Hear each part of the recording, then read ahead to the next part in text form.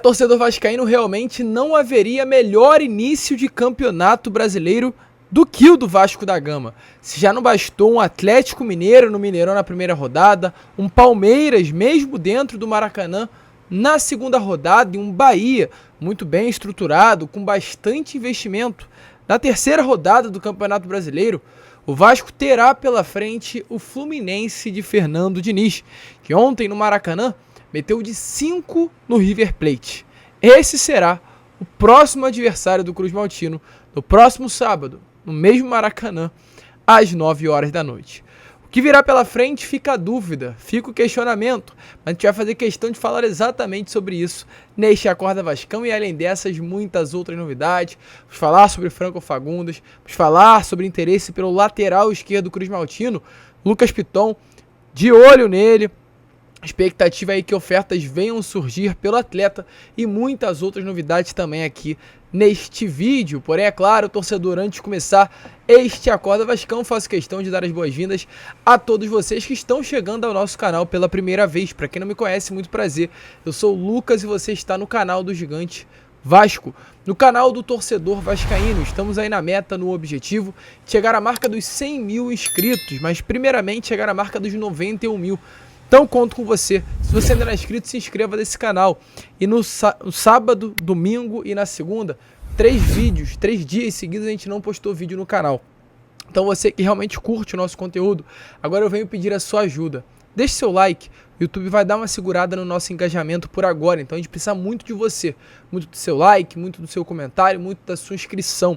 Então não saia desse vídeo sem ajudar o nosso canal. Tranquilo, rapaziada? Mas vambora, né? Antes, é claro, deixa aí a sua opinião. Será que dá pra gente ganhar do Fluminense nesse próximo sábado?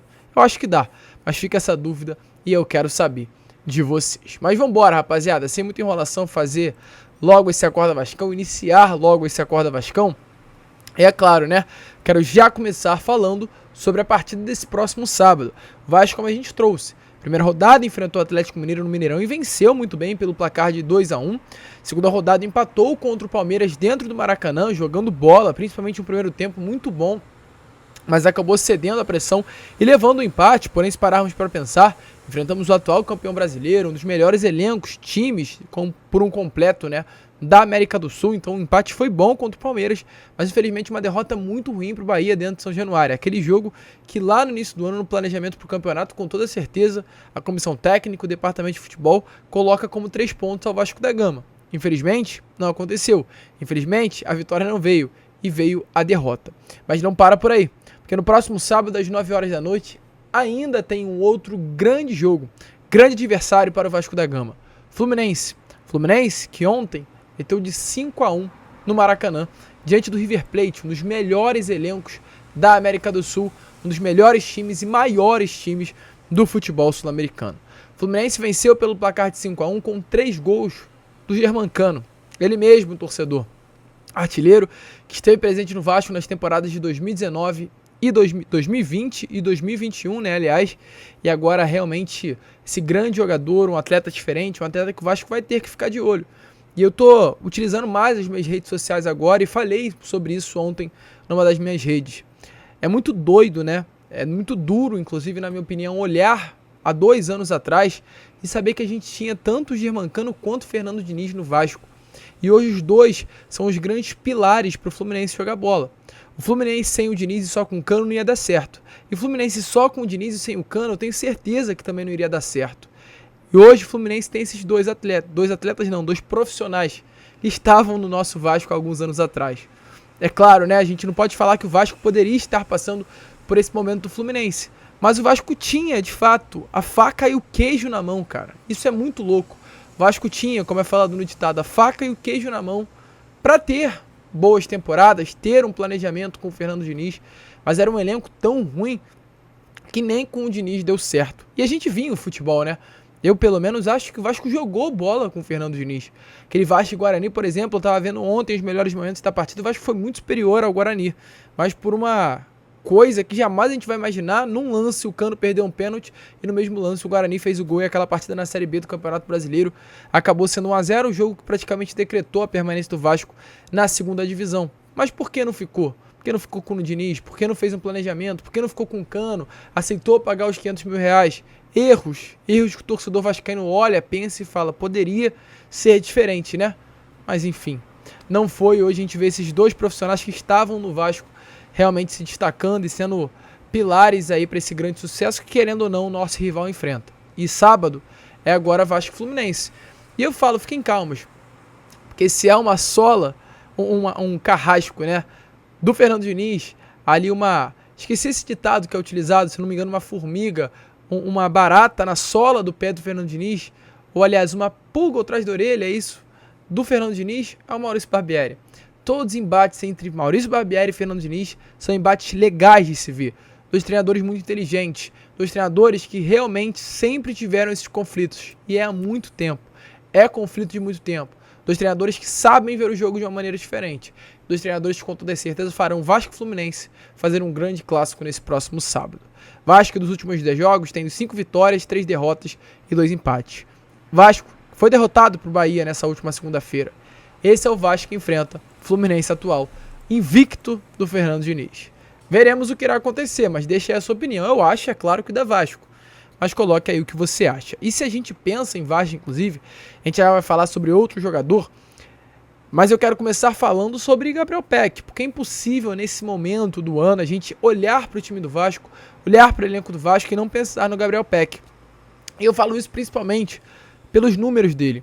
SofaScore deu aí os números do Gabriel Peck entre todos os atletas do Vasco no Brasileiro no 2023. Gabriel Peck é ninguém mais, ninguém menos do que o primeiro em gols, com 2, primeiro em participação em gols, com 3, primeiro em chutes, com 6, primeiros em dribles certos, com 7, primeiro em duelos ganhos por baixo, com 23, e o primeiro em nota do SofaScore, com 7,87. É um jogador diferente, um jogador que vem se destacando muito, um jogador que vem sendo uma peça importantíssima e fundamental para esse esquema tático do Maurício Barbieri. Um jogador muito criticado, um jogador que deu a volta por cima, um jogador hoje que é peça indispensável para o elenco cruz-maltino. Mas não para por aí.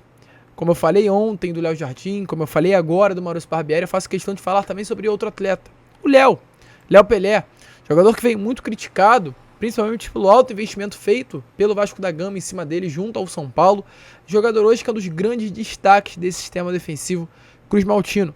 Ontem, ou aliás, anteontem, infelizmente o Vasco perdeu para o Bahia, mas o Léo Pelé mesmo diante disso continuou sendo destaque. Após a partida na zona mista, ele falou sobre a atuação do Vasco e já também sobre o próximo sábado sobre o próximo clássico nesse próximo sábado contra o Fluminense no Maracanã. Então, rapaziada, dê uma olhada nas palavras do zagueiro e capitão Léo sobre essa partida do próximo sábado. O que virá pela frente? Fala daí, Léo. Do meu ponto de vista, foi um jogo muito difícil, né? Um jogo onde o Bahia aproveitou um contra-ataque e fez 1-0. No segundo tempo conseguiu segurar. É difícil, né? Sempre quando se perde, sempre quando tem uma derrota, falar, o sentimento é muito ruim. E qualquer atleta, qualquer profissional, quando perde, não é fácil, é difícil encontrar palavras. Parece um clichê, né? Mas temos que levantar a cabeça, seguir em frente, continuar trabalhando, porque já temos um clássico pela frente. O clássico é sempre bem acirrado, né? A gente sabe que o Fluminense tem um tempo de trabalho, né, grande, tem mais de um ano de trabalho, a mesma equipe, chegou alguns jogadores só para acrescentar o que já estavam fazendo. Vai ser um grande jogo, acredito eu, né? A gente também está no começo de trabalho, né, e está criando uma identidade cada vez mais. É um clássico, vai ser um grande jogo. Mas agora a gente tem que descansar, pensar, repensar as coisas que foi boas, as coisas que foi ruim. E amanhã começar tudo de novo, já pensando no sábado. Rapaziada, realmente situação complicada pro Léo e complicada pro Vasco. É o clássico é clássico, o jogo é jogo, é esse ditado que tanto se fala. Vai ser um grande jogo, vai ser uma grande partida e a gente espera que realmente o Vasco saiba jogar com o Fluminense. Um grande adversário e se atuar da mesma maneira que atuou no Campeonato Carioca, mesmo diante de uma derrota, claro, a gente quer a vitória, mas o Vasco soube jogar contra o Fluminense no Campeonato Carioca, já veremos um jogo bastante equilibrado. O Vasco tem potencial para fazer um bom jogo. E assim como o Léo, hoje vem sendo um dos grandes destaques desse elenco cruz-maltino, outro jogador que também vem se destacando muito é o Lucas Piton, lateral esquerdo, que assim como o Léo Pelé, também veio muito criticado ao Cruz Maltino. Um jogador que custou algo em torno dos 15 milhões de reais, um jogador que foi alvo de muita polêmica. No caso, o porquê 15 milhões de reais pelo Lucas Piton. E as últimas informações que chegaram sobre a situação do atleta, gente, através aí do grande jornalista Ekran Knur, é que 2 clubes do campeonato francês estão monitorando a situação do lateral esquerdo Lucas Piton. Segundo informações, inclusive, que eu tive, o LOSC Lille, da França, está nesse momento com um lateral esquerdo que irá voltar ao futebol inglês nessa próxima temporada. Para resumir, o lateral esquerdo do Lille, titular, está emprestado de um clube da Inglaterra. Esse lateral esquerdo irá voltar à Inglaterra e o Lille ficará sem o seu lateral esquerdo. Já busca uma peça de reposição. O Lille tem tudo indica nesse momento que seja, né, um desses clubes interessados na contratação do Lucas Piton, mas ele é alvo de 2 clubes do futebol francês. O Ekran Knur, que é um dos grandes jornalistas do futebol europeu, trouxe essa informação. Então, investidas devem sim acontecer pelo Lucas Piton no meio do ano. Acredito eu que em 6 meses o Vasco não vai vender um atleta que acabou de receber um grande investimento na sua contratação. Mas é para ficar de olho. A Europa está de olho no lateral esquerdo do Lucas Piton. Hoje a lateral esquerda, essa posição, é muito carente no futebol mundial. E tendo um jogador com tanta qualidade como o Lucas Piton, tão novo, com toda certeza muitos clubes chegarão para tentar a sua contratação nesses próximos meses. Principalmente nas janelas do futebol europeu, janela essa que irá se dar no meio do ano. E ainda se tratando de mercado, gente, outra informação, mas dessa vez do Franco Fagundes, uma informação, né, infelizmente também não tão boa. Franco Fagundes, jogador uruguaio, grande destaque, camisa 10 do Nacional do Uruguai, de fato recebeu investidas do Vasco nessa última janela. O Vasco ofereceu 4 milhões de dólares, algo em torno dos 20 milhões de reais pela contratação do jogador, mas na ocasião o time uruguaio não aceitou a oferta porque pedia 40 milhões de reais, ou seja, o dobro do valor que o Vasco ofertou. Porém, rapaziada, havia uma grande expectativa dessas conversas serem retomadas para que na próxima janela de transferência o Vasco viesse a fazer uma nova oferta. Nas últimas horas tivemos, porém, informação que o Vasco paralisou as conversas com o seu agente, o agente do Franco Fagundes e também com o Nacional do Uruguai. Nesse momento, segundo informações da página vascaíno.net, as conversas entre o Paulo Brax e o agente do jogador não acontecem mais. Estão paralisadas. Paulo Brax não responde mais ao agente do atleta, aos representantes do meio-campo uruguaio, e nesse momento tudo indica que sim, o Vasco não avance mais nas conversas. Caso avance, será apenas nos próximos meses. Porém, por enquanto, ainda não há nada. Havia uma grande expectativa para que essas conversas fossem rolando e fossem finalizadas de uma maneira positiva lá na janela do meio do ano, quando ela abrisse. Mas, realmente, tudo indica que a situação não ficou tão boa, o Vasco perdeu o interesse e as coisas não estão indo tão bem, pois o Paulo Brax não mantém as conversas com o empresário do jogador. Isso automaticamente abre caminho. Corinthians, São Paulo, clubes que já fizeram também sondagens, formalizam a proposta pelo atleta nesses próximos meses. Vamos ficar de olho, rapaziada. O Nacional do Uruguai quer vender o jogador, o Franco Fagundes não vive um bom momento por lá, está sendo banco, tem o desejo de sair do Nacional do Uruguai, e tudo indica que essa queda de rendimento que ele teve, e nítida queda de rendimento inclusive, vem se dar exatamente por essa vontade, esse desejo de saída do Franco. Mas se tratando de Vasco, até o momento, o torcedor vascaíno que esperava que realmente fosse acontecer alguma coisa, não há nada entre as partes. E, gente, só para finalizar o vídeo, falar sobre um pedido rejeitado. América Mineiro rejeitou uma proposta do Vasco para vender o mando de campo.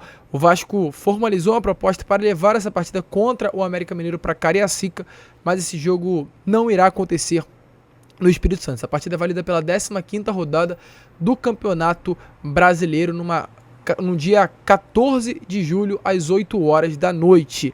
Inicialmente, essa oferta girava algo em torno de R$800 mil, e o lucro geral envolvendo bilheteria, venda de ingressos, etc., poderia chegar a R$1 milhão. O América Mineiro não aceitou essa proposta, a partida está mantida, pelo menos até o momento, ao estádio do América Independência. Tranquilo, rapaziada? Então, Vasco tentou, não conseguiu, e a partida está mantida para Minas Gerais. A gente vai ficar por aqui, rapaziada. Esse foi a Acorda Vascão, o primeiro vídeo ainda dessa quarta-feira. Retornaremos com Fala Gigante, com Boa Noite Gigante também na parte da noite, contando aí com o apoio e a presença de todos vocês. Se você ainda não é inscrito no canal, se inscreva, ajude aí o nosso crescimento. Vambora chegar aos 100 mil inscritos, e conto também com o seu like. A gente deu uma parada de postar vídeo, precisamos de vocês aí para ajudar na divulgação. Vamos que vamos, fiquem com Deus, como sempre falamos no canal. Saudações vascaínas.